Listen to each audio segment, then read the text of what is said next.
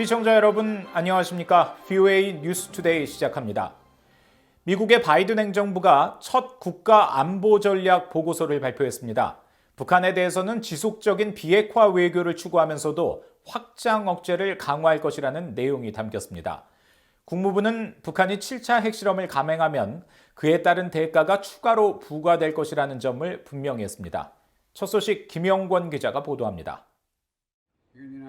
바이든 행정부가 12일 발표한 국가 안보 전략 보고서입니다. 48쪽 분량인 보고서의 영내 전략편에선 자유롭게 개방된 인도 태평양을 증진한다는 제목 아래 바이든 행정부의 대북 원칙이 명시됐습니다.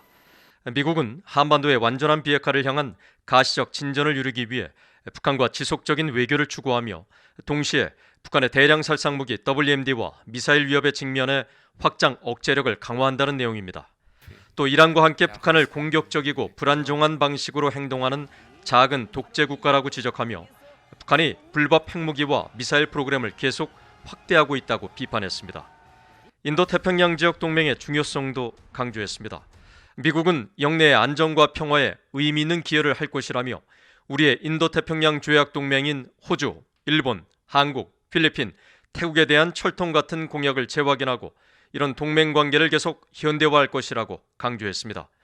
일본에 대해선 중국과 영유권 분쟁을 벌이는 센카쿠 열도를 포함해 상호 안보 조약에 따른 확고한 방위 의지를 재확인하고 인도와는 자유롭고 개방된 인도 태평양이란 우리의 공동 비전을 지지하기 위해 양자 다자간으로 협력할 것이라고 덧붙였습니다.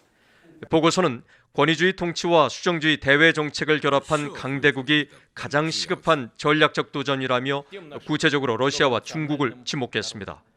러시아는 우크라이나에 대한 잔혹한 침략 전쟁이 보여주듯 오늘날 국제 질서의 기본법을 무모하게 조롱하면서 자유롭고 개방된 국제 시스템에 즉각적인 위협을 야기하고 있다는 것입니다. 중국에 대해선 미국의 가장 중대한 지정학적 도전으로 규정하며 국제 질서를 재편하려는 의도와 그 목적을 이루기 위해 점점 더 경제, 외교, 군사, 기술적 힘을 갖춘 유일한 경쟁자라고 지적했습니다.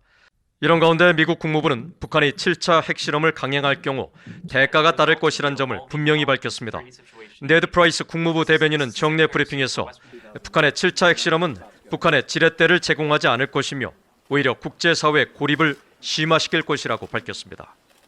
If the DPRK has the erroneous belief that the types of provocations that it has mounted, especially in recent weeks and recent months, give it any additional leverage, the consequences that it will bear from the international community will prove once again that is not the case. The provocations that we've seen from the DPRK have only further isolated the DPRK regime. 프라이스 대변인은 그러면서 북한의 도발은 북한 정권을 비난의 대상으로 만들었을 뿐 북한에 추가 지렛대를 부여하진 않았다고 일축했습니다.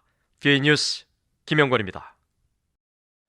일본과 캐나다의 외교장관들이 11일 회담을 열고 북한 문제와 관련해 선박 간 불법 환적 등 해상 불법 활동에 대해 대응하기 위해 양국 간 조율과 협력을 더욱 증진하기로 했습니다.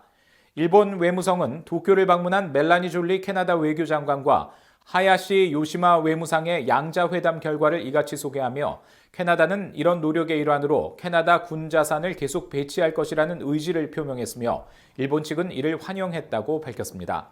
양측은 이어 유엔 안보리 관련 결의의 효과적인 이행을 보장하기 위한 국제적 역량을 구축하기 위해 조율하고 협력할 것임을 확인했다고 설명했습니다.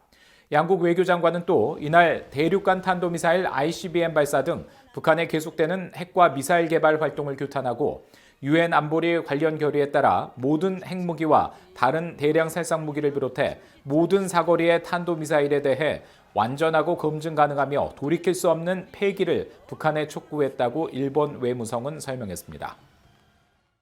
북한의 암호화폐 기술 전수 혐의로 수감 중인 버질 그리피스 씨가 2018년 북한의 암호화폐망 구축을 시도하면서 이를 대북 인도적 지원으로 포장하려 한 정황이 확인됐습니다. 이 한국의 대북 인도적 지원을 관행적 지원 패키지라고 부르면서 당시 서울시 등 관계자의 도움을 받으려 한 사실이 추가로 드러났습니다. 함지아 기자가 보도합니다. 미국 뉴욕 남부연방검찰이 지난해 9월 법원에 제출한 문건입니다. 이 문건에 첨부된 텔레그램 대화 내용에 따르면 버질 그리피스 씨는 2018년 8월 17일 이더리움 창립자 등과 대화를 하면서 이더리움 노드, 즉 암호화폐 거래의 주축으로 통하는 연결망 구축을 한국의 대북 인도적 지원 형식으로 추진하겠다는 의사를 피력했습니다.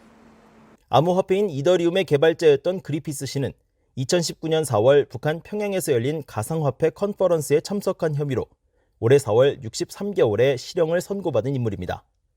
그리피스 씨는 당시 창립자 등과 주고받은 텔레그램 대화에서 에리카라는 인물을 지칭한 뒤 그녀가 한국의 인도적 지원 패키지의 일환으로 그런 일, 북한 노드 구축을 마법적으로 해낼 수 있다면 내가 자금을 모으고 연결하는 데 도움을 줄 수 있다고 말했다고 밝혔습니다. 당시 이더리움 관계자들은 그리피스 씨가 북한과 사업을 추진하는 데 우려를 표명했는데 그리피스 씨는 북한 노드 구축이 이더리움이 아닌 한국 정부 차원의 일이라는 점을 강조했습니다. 아울러 북한 노드 구축에 대해 만약 한국 기관이 책임을 지겠다면 나는 도울 것이지만 단지 돕기만 할 것이라고 말했습니다.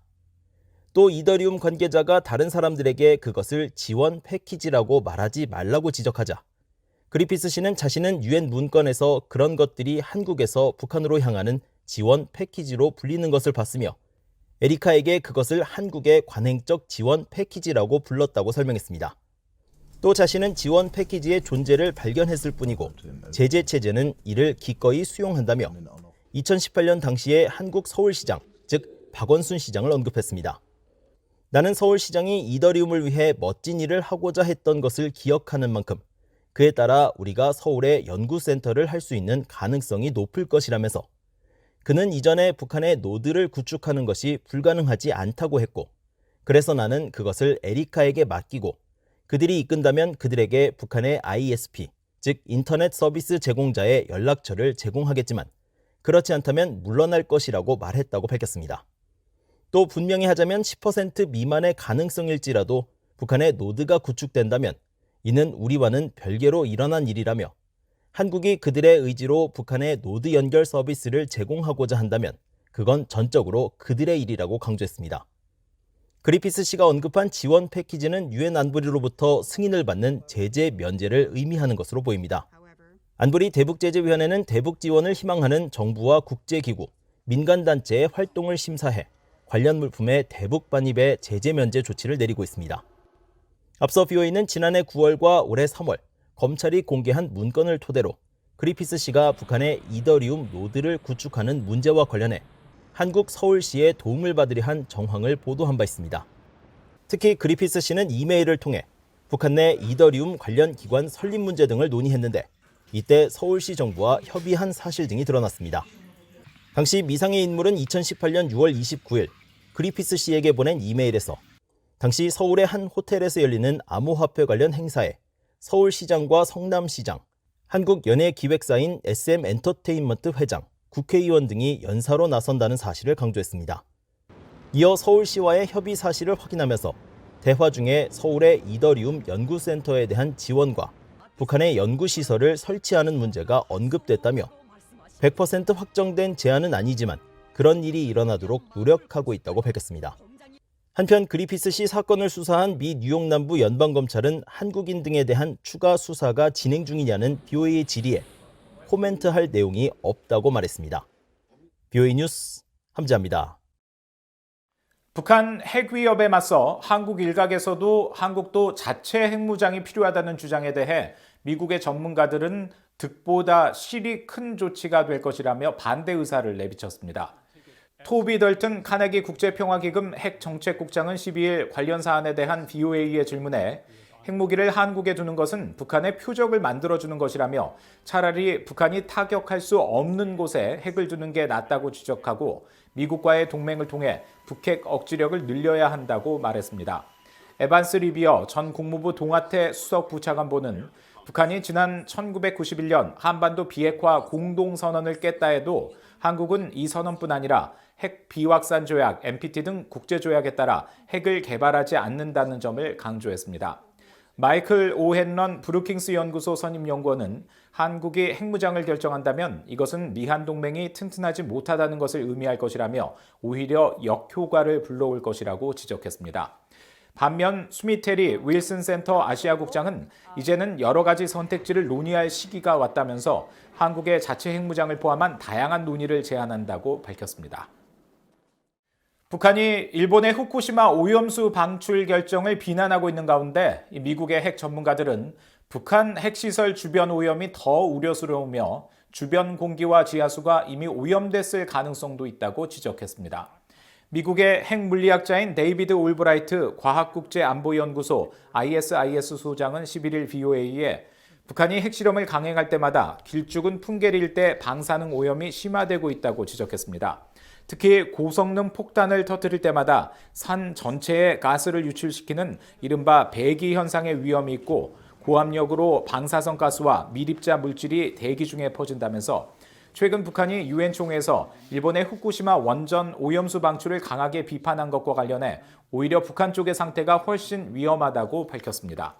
구소련 국가들의 핵시설 해체 과정에 참여했던 셰릴 로퍼 전 로스앨러모스 국립연구소 연구원도 북한 주요 시설의 위성사진을 살펴보면 주변 환경 오염이 우려된다면서 북한이 채굴하고 남은 방사성 광물 조각들을 거대한 인공호에 담아 인공호를 막고 있는 댐이 무너지기라도 하면 내용물이 아래로 쏟아져 내려갈 수 있다고 우려했습니다. 또 북한이 핵실험을 진행한 풍계리 핵실험장의 경우 주변에 인구는 많지 않지만 이 지역에서 오염된 지하수가 식수원으로 흘러들어갈 가능성이 있다고 지적했습니다. 이상으로 VOA 뉴스투데이 마칩니다. 시청해주신 여러분 고맙습니다.